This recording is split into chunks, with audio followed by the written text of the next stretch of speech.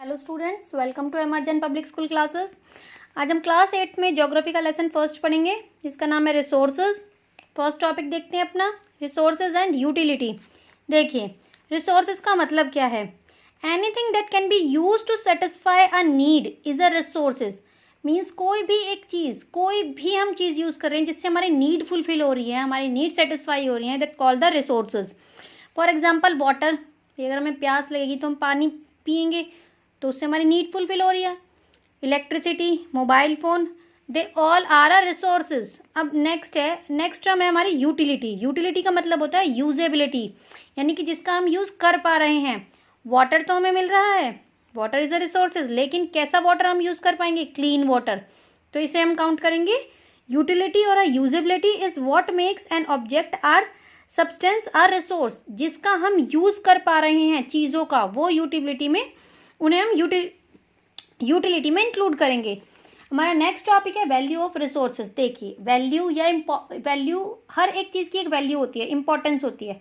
तो किस तरीके से resource have a value? Value means growth, यानी कि हर एक रिसोर्स की एक वैल्यू होती है। जैसे कि मेटल में हैव अ इकोनॉमिक वैल्यू, यानी कि मेटल से एक इकोनॉमिक वैल्यू निकल के आ रही है। इकोनॉमिक वैल्यू हमारी मिलेगी। फ्रूट्स में कैसी होगी? न्यूट्रिशनल वैल्यू होगी। ब्यूटीफुल लैंडस्केप में क्या होगा? नेचुरल वैल्यू है। भाई, मेटल को तो हम बेच देंगे तो हमारी हमें इकोनॉमिक में फ़ायदा होगा, हमारी इकोनॉमिक कंडीशन इम्प्रूव होगी। और हमें फ्रूट्स वगैरह मिलेंगे, तो फ्रूट्स वगैरह को अगर हम खाते हैं, ईट करते हैं, तो हमें न्यूट्रिशंस मिलेंगे। लेकिन अब ब्यूटीफुल लैंडस्केप, ना तो हम इसे खा सकते हैं, ना हम इसे बेच सकते हैं, लेकिन ये एक नेचुरल वैल्यू है। इसे देख के हमें बहुत अच्छा फील होता है, हम बहुत स्ट्रेसलेस फील करते हैं। तो ये सभी बहुत इंपॉर्टेंट हैं ह्यूमन बीइंग की नीड को फुलफिल करने के लिए, उनकी नीड को सेटिस्फाई करने के लिए। और अलग अलग तरीके से सेटिस्फाई कर रहे हैं। ये इकोनॉमिक तरीके से सेटिस्फाई कर रहा है, न्यूट्रिशंस प्रोवाइड कर रहा है, और ये एक नेचर हमें देखने को मिल रहा है। नेक्स्ट पॉइंट है people themselves are important resource. Peoples यानी कि हम ह्यूमन बींग्स भी खुद में एक इंपॉर्टेंट रिसोर्स हैं। कैसे? इट इज़ देयर, हम अपने आइडिया, नॉलेज और डिस्कवरीज के through that lead to creation of new resources, जिससे हम न्यू रिसोर्सेज बनाते हैं। People are human resources. Peoples क्या है? एक ह्यूमन रिसोर्सेज हैं। अब हमारा नेक्स्ट टॉपिक है टाइम एंड टेक्नोलॉजी। देखिए, टेक्नोलॉजी क्या होती है? हमने किसी भी पुरानी नॉलेज में, हमारी नॉलेज है, मतलब हमें किसी के बारे में कुछ भी नॉलेज है, उसमें अपनी स्किल के थ्रू एक नई चीज़ बनाई, तो वो नई चीज़ क्या बनी? टेक्नोलॉजी बनी। जैसे कि मान लो भाई सन हीट है, हीट से हमने सोलर एनर्जी जनरेट करी। विंड से हमने विंड एनर्जी जनरेट करी। तो टेक्नोलॉजी टू क्रिएट, हम यहाँ पे एक एग्जाम्पल देखते हैं। हमने टेक्नोलॉजी के थ्रू क्या क्रिएट करा? Hydro electricity has turn energy of a flowing water into an important resource. तो हमने इसे चेंज करके क्या बना दिया? एक इम्पॉर्टेंट रिसोर्स बना दिया। भाई, वाटर तो हमारे पास पहले से भी था, बहुत वाटर है, हम एग्रीकल्चर में यूज़ करते हैं, उसमें इरिगेशन का यूज़ करते हैं, लेकिन हमने कभी ये सोचा कि हम इससे हाइड्रो इलेक्ट्रिसिटी के थ्रू एक एनर्जी जनरेट कर सकते हैं? नहीं। लेकिन हमने क्या किया? अपनी स्किल्स के थ्रू उसमें नई एनर्जी जनरेट करी फ्लोइंग वाटर से। अब time and technology are two important factor that can be substance to resource. Time और टेक्नोलॉजी दो इंपॉर्टेंट फैक्टर हैं। कैसे? हर एक चीज़ को करने के लिए टेक्नोलॉजी, मतलब कुछ भी नई चीज़ निकल के आ रही है, टेक्नोलॉजी, और नई नई टेक्नोलॉजीज हम करते जा रहे हैं, और इसे करने के लिए टाइम की ज़रूरत पड़ती है, कि पता नहीं कि कब कौन सी टेक्नोलॉजी बन जाए। तो टाइम एंड टेक्नोलॉजी दो फैक्टर हैं किसके? सब्सटेंस रिसोर्स के। हमारी नेक्स्ट टर्म है पेटेंट। पेटेंट क्या है? देखिए, जैसे कि अभी मैंने आपको बताया कि हम अपनी स्किल और नॉलेज के थ्रू नई नई चीज़ों को डिस्कवर करते हैं, और वो उसे हम टेक्नोलॉजी बोलते हैं। तो जैसे बहुत सारे साइंटिस्ट हैं, बहुत सारे लोग हैं, वो नई नई चीज़ें बना रहे हैं, ठीक है। मान लो मैंने किसी नई चीज़ का इन्वेंशन किया, तो वो चीज़ मेरे नाम से, यानी कि एक्सक्लूसिव राइट, वो मेरा एक एक्सक्लूसिव राइट है कि वो इन्वेंशन मैंने की है, वो आइडिया मेरा है। वो आइडिया और मेरा जो इन्वेंशन है वो कोई दूसरा बंदा यूज़ नहीं कर सकता, और अगर यूज़ करेगा तो वो मेरी परमिशन लेके यूज़ करेगा, और किस तरीके से यूज़ करना है वो भी मैं उसे बताऊंगा, या वो मुझे बता के तब करेगा, तो उसे हम बोलेंगे पेटेंट। अब देखिए, हमारा नेक्स्ट टॉपिक है टाइप्स ऑफ रिसोर्सेज। रिसोर्सेज कितने टाइप के होते हैं? रिसोर्सेज मेनली 3 टाइप के होती हैं: natural resource, human made resource और ह्यूमन रिसोर्स। नेचुरल रिसोर्स कौन कौन से हैं? Air, water, land, sunlight, forest हो गए, etcetera. Human made resource, car, building, bike, हमारा घर, रोड्स, जो भी चीज़ें हमने खुद बनाई हैं। ह्यूमन रिसोर्सेज हमारी स्किल एंड नॉलेज, ठीक है। तो नेचुरल रिसोर्सेज सबसे पहले हम देखेंगे। तो natural resources obtain from nature are called the natural resources. जो भी चीज़ें हमें नेचर से मिली हैं उन्हें हम नेचुरल रिसोर्सेज में काउंट करते हैं। They are use without much modification. The air we breathe, the water in our rivers and lakes, the soil and minerals are all natural resources. They are gift of nature. तो without much modification, much modification यानी कि मतलब हमें ज़्यादा changes करने की ज़रूरत नहीं है। हम एज इट इज़ जो नेचर से हमें चीज़ें मिली हैं हम उसे यूज़ कर रहे हैं, वो नेचुरल रिसोर्सेज में काउंट होगी। फॉर एग्जाम्पल वाटर हो गया, एयर हो गया, मिनरल्स हो गए, जैसे हमें नेचर से मिल रहे हैं, हमें थोड़ा बहुत चेंजेस, हल्का फुल्का चेंजेस करना पड़ रहा है और हम उसे नेचर जो और हम उसे यूज़ कर रहे हैं, तो वो क्या है, एक गिफ्ट है नेचर की तरफ से हमारे लिए। In some cases tools and technology may be needed to use a natural resource is a best possible way. लेकिन कुछ कंडीशंस में हमें क्या करना पड़ेगा, टूल्स और टेक्नोलॉजी की जरूरत पड़ेगी नेचुरल रिसोर्स को एक बेस्ट वे देने के लिए। फॉर एग्जाम्पल मिनरल्स को ले लेते हैं, ठीक है। मिनरल्स हमें जिस कंडीशन में मिलते हैं उस कंडीशन से हमें अपने यूज़ में लाने के लिए उनमें मॉडिफाई करना पड़ता है। जैसे कि मैंने आपको प्रीवियस क्लास में बताया था, प्रीवियस क्लास में इट मीन 7th क्लास में हम लोगों ने पढ़ा है कि हमारा जो अर्थ है, अर्थ में से जो हमारे वोल्केनोज के थ्रू जो लावा मेल्ट होके बाहर आता है वो बहुत सारे मिनरल्स लेके आता है, आयरन, कॉपर्स और भी बहुत सारे मिनरल्स लेके आता है।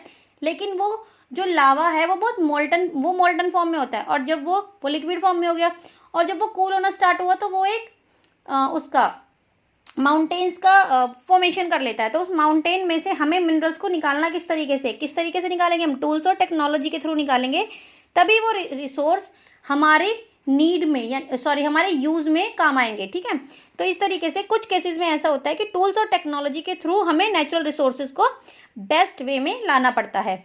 अब टाइप्स ऑफ नेचुरल रिसोर्सेज कितने टाइप्स के हैं, मतलब टाइप्स बताने हैं अब हम इसमें।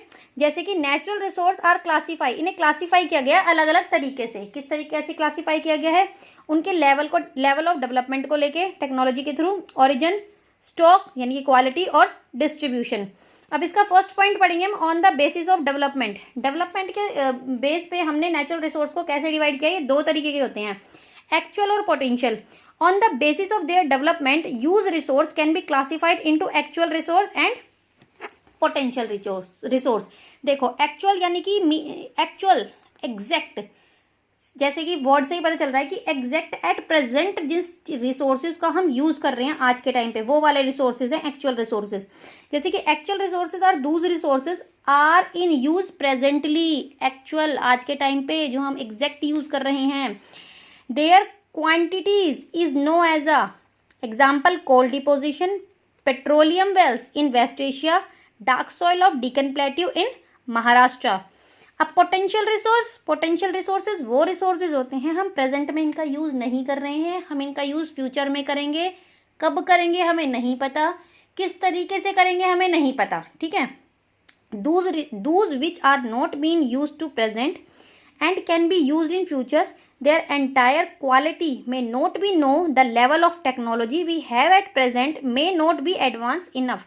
हमें नहीं पता किस टेक्नोलॉजी के थ्रू हम उसे यूज़ करेंगे, किस तरीके से हमें वो चीज़ मिलेगी, हमें कुछ नहीं पता। हमें सिर्फ क्या पता है, हम फ्यूचर में यूज़ कर सकते हैं किसी टेक्नोलॉजी के थ्रू, शायद हमें पता चल जाए। एक एग्जाम्पल जैसे मैं आपको बताती हूँ, विंड एनर्जी का। देखिए, utilise these resource, high speed wind were potential resource 200 years ago, but today are an actual resource as wind farm generate energy using windmills। 200 years पहले हमें नहीं पता था कि हम विंड्स का यूज़ कर सकते हैं एज अ एनर्जी, लेकिन आज के टाइम पे हम उसका यूज़ कर रहे हैं। पहले यानी कि 200 years ago पहले ये एक पोटेंशियल रिसोर्स थी, लेकिन आज के टाइम पे ये एक एक्चुअल रिसोर्स है, ठीक है, क्योंकि इससे हम फार्म्स में जनरेट कर रहे हैं एनर्जी। विंड्स का यूज़ होता है विंड्स मिल्स के थ्रू। तो ये तो हो गया on the basis of development. अब हमारा नेक्स्ट है on the basis of origin, यानी कि बायोटिक, अबायोटिक, दो पार्ट में इसे डिवाइड किया गया है। बायोटिक होंगी लिविंग थिंग्स और अबायोटिक होती है नॉन लिविंग थिंग्स। तो based on their origin resource can be biotic और अबायोटिक। जैसे कि बायोटिक लिविंग्स में प्लांट्स, एनिमल, बायोटिक हो गए soil, example soil, rock, minerals, ये अबायोटिक हो गए, नॉन लिविंग थिंग्स हो गई। ठीक, अब हमारा थर्ड है on the basis of stocks. Stocks में रिन्यूएबल आएगा और नॉन रिन्यूएबल आएगा। रिन्यूएबल दो वर्ड हैं, देखो, री मीन्स अगेन और न्यू मतलब नया, यानी कि दोबारा से नया बन सकता है। तो रिन्यूएबल रिसोर्स और नॉन रिन्यूएबल, नॉन मतलब नहीं बन सकता, अगर बनेगा तो उसे मिलियंस ऑफ द ईयर लग जाएंगे। तो on the basis of stock resource can B renewable and non renewable resource, यानी कि स्टॉक के बिहाफ पे कितने पार्ट्स में डिवाइड कर रखा है, एक रिन्यूएबल है और दूसरा नॉन रिन्यूएबल है। तो renewable resource source are those which get renewed quickly, जो दोबारा से बन जाते हैं जल्दी से। Some of these are unlimited, unlimited है कैसे कि जैसे कि सोलर एनर्जी हो गई, विंड एनर्जी हो गई। Will other renewable resource like water, अब दूसरे रिन्यूएबल रिसोर्स जैसे कि वाटर है, फॉरेस्ट है, इनका हम यूज अगर ओवर यूज करेंगे तो इन्हें बनने में बहुत टाइम लग जाएगा। Water seems to be an ultimate renewable resource by shortage and drying, अब इसकी कमी से क्या होता है, सूखा भी पड़ सकता है। ठीक है, तो ये रिन्यूएबल तो है, लेकिन अगर ये खत्म होना स्टार्ट हो गया तो इसे टाइम लगेगा दोबारा से यूज के लिए बनने में। Up of natural water resource is a major problem in the world. अब नॉन रिन्यूएबल क्या है, रिन्यूएबल पढ़ा है हमने अभी। अब नॉन रिन्यूएबल देखेंगे, resource are those which have a limited stock, जो हमारे पास लिमिटेड स्टॉक है और अगर वो खत्म हो जाते हैं तो उन्हें 1000 और मिलियंस ईयर्स लग जाएंगे बनने में। हमें ये भी नहीं पता, हम तो रहेंगे ही नहीं, हमें क्या पता वो कब तक बन रहे हैं कब तक नहीं बन रहे हैं। तो वो जिन्हें लिमिटेड, जो हमारे पास लिमिटेड स्टॉक हैं और जिन्हें बनने में बहुत टाइम लग जाएगा, it take a 1000 of years renewed, for example coal, petroleum and natural gas. अब हमारा नेक्स्ट टॉपिक है on the basis of distribution. Distribution कैसे, बायोटिक्स एंड लोकलाइज्ड। अब कुछ चीज़ें ऐसी हैं जो हर एक जगह मिलती हैं, फॉर एग्जाम्पल एयर हमें हर एक जगह मिलेगी, resource that can be found everywhere like air. ठीक है, अब कुछ चीज़ें ऐसी हैं जो एक पर्टिकुलर जगहों पे मिलेंगे, like copper and iron ore. हर जगह कॉपर नहीं मिल सकता, हर जगह आयरन ओर नहीं मिलती, तो दो तरीके से डिस्ट्रीब्यूशन कर रखा है। ठीक है, नेक्स्ट टॉपिक है हमारा ह्यूमन मेड रिसोर्स। अभी हम रिसोर्सेज पढ़ रहे थे, हमने नेचुरल रिसोर्स अपना फिनिश कर दिया, हम सेकंड टॉपिक पे जा रहे हैं जिसका नाम है ह्यूमन मेड रिसोर्सेज। अब ह्यूमन मेड रिसोर्सेज कौन से होते हैं, sometimes natural substance become a resource only when their original form has been changed. For example, iron ore was not a resource resource until people learned to extract iron from it. Iron resource, iron ore जो है वो एक resource नहीं है। ठीक है, हमें उसमें से जो हमारे पास एक आयरन और है उसमें से आयरन को रिमूव करना है, हटाना है, निकाल के लाना है। जब तक हम उसमें से उसे नहीं निकालेंगे वो एक रिसोर्स नहीं बन सकती।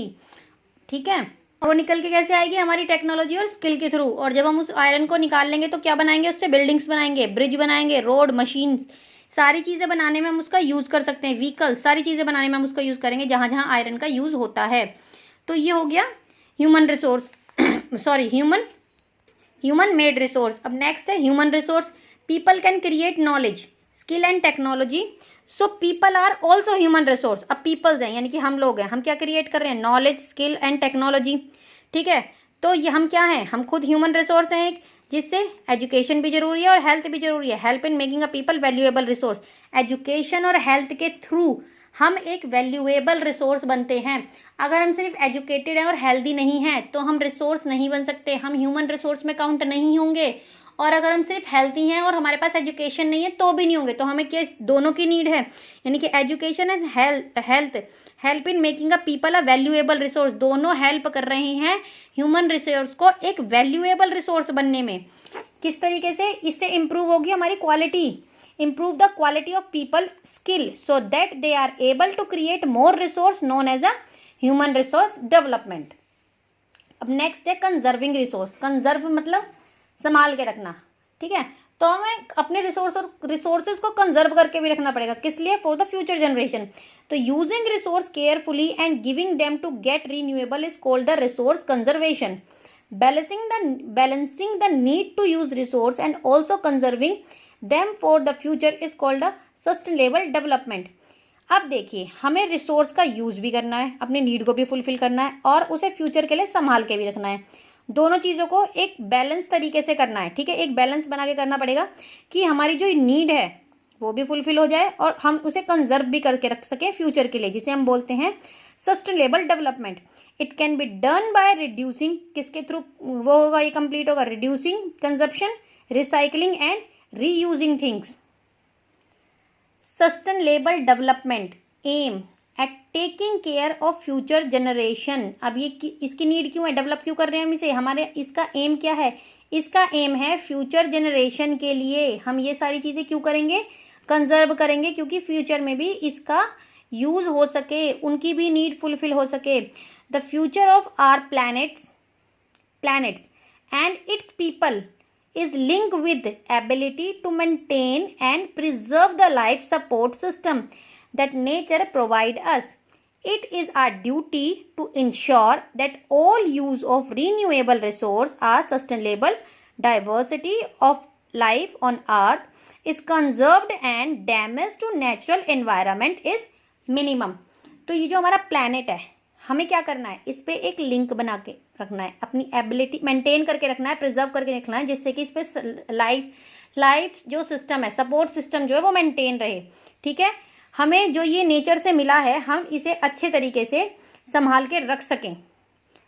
अब इसके प्रिंसिपल क्या हैं, सस्टेनेबल डेवलपमेंट के प्रिंसिपल क्या हैं कि हमें रिस्पेक्ट और केयर करनी है, किसकी, सब लाइफ्स की, respect and care for all form of life, जितने भी तरीके की फॉर्म्स हैं life, improve the quality of human life, conserve the earth life and diversity, vitality and diversity, इसका मतलब है life, minimise the depletion of natural resource, change personal attitude and practice towards environment.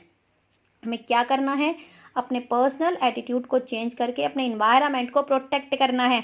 अगर हम अपने environment को protect करके नहीं रखेंगे तो हम अपने अर्थ पे सर्वाइव नहीं कर पाएंगे। हमारा जो सपोर्ट सिस्टम है जो हमें नेचर से प्रोवाइड हुआ है, हम उसमें हम उसमें रह नहीं पाएंगे, एडजस्ट नहीं कर पाएंगे, वो तो ख़त्म ही हो जाएगा। तो हमें क्या करना है, सबसे पहले अपने इन्वायरमेंट को संभाल के रखना पड़ेगा, उसे प्रोटेक्ट करना पड़ेगा। किस तरीके से प्रोटेक्ट होगा, enable communities to care their environment, बहुत सारी कम्युनिटीज़ भी बनी हैं प्रोटेक्ट करने के लिए, इन्वायरमेंट को सेफ रखने के लिए। एक अगर आपने छोटा सा एग्जाम्पल देखें तो we all are depend on plants and plants are depend to us, हम लोग आपस में इंटरडिपेंड हैं। अगर प्लांट्स नहीं होंगे तो हम नहीं होंगे, क्योंकि हमें उनसे ऑक्सीजन मिलती है। तो हमें क्या करना है, अपने इन्वायरमेंट को मेंटेन करके रखना है। अगर हम इन्वायरमेंट को मेंटेन करके नहीं रखेंगे तो हम सर्वाइव नहीं कर पाएंगे। तो ये हैं, और हमें फॉरेस्ट से बहुत सारे रिसोर्सेज भी मिलते हैं जिससे हमारी नीड फुलफिल होती है। तो हमें क्या करना है, सस्टेनेबल डेवलपमेंट का भी ध्यान रखना है। तो ये था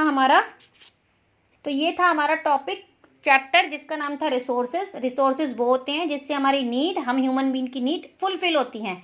इन्हें 3 टाइप्स में डिवाइड कर रखा है, natural resource, human resource and human made resources, ठीक है। हमें क्या करना है, कंजर्व भी करके रखना है और उसके साथ साथ सस्टेनेबल डेवलपमेंट का भी ध्यान रखना है। तो यहाँ हमारा चैप्टर खत्म होता है। Thank you.